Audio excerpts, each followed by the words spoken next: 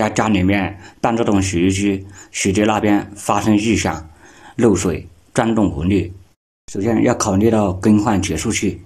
很多朋友感到很好奇，问我一只手是怎么把减速器更换上去的，他们两只手都还搞不定。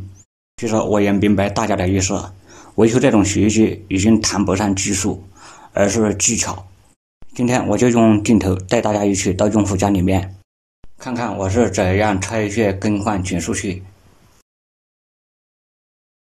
大家看看这个减速器已经严重漏水，如果再不更换，时间一长有可能烧坏电机。这个波轮的轴承已经严重毛损，见血性太大了。就只有这个下喽，两边的下。更换减速器，首先要把波轮拆卸下来。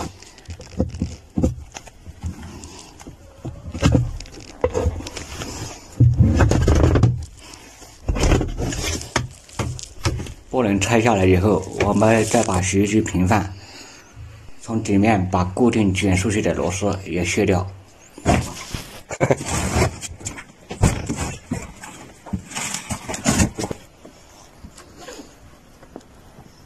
拆卸减速器之前，我们先把皮带取下来，这样要方便操作一点。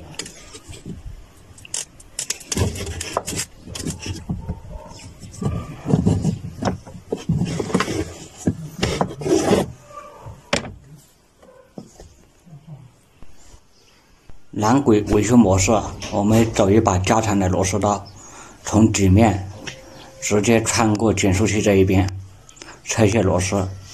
因为时间使用太长的洗衣机，底盘不好拆卸。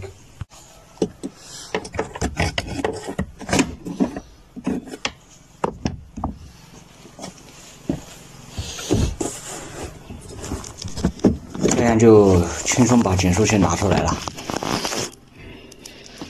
我们更换减速器的时候，记得把上面的防水圈也取下来，安装到新的减速器上面，要不然容易漏水。防水圈最好把它洗干净，密封性要好一点。现在我们准备把这个全新的减速器更换上去。如果感觉不太好操作的朋友，可以把这个皮带轮取下来，先安装好固定螺丝，再把皮带轮安装回去。还有我们安装传动皮带的时候，要先安装电机那边，这样安装要轻松一点。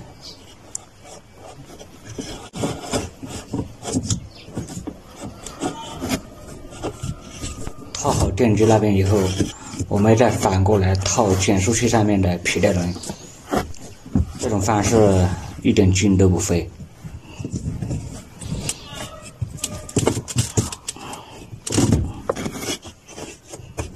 那个皮带可能松了，晓得哈。啊，皮带长时间做那个漏啊旋薄。哦。一样不松。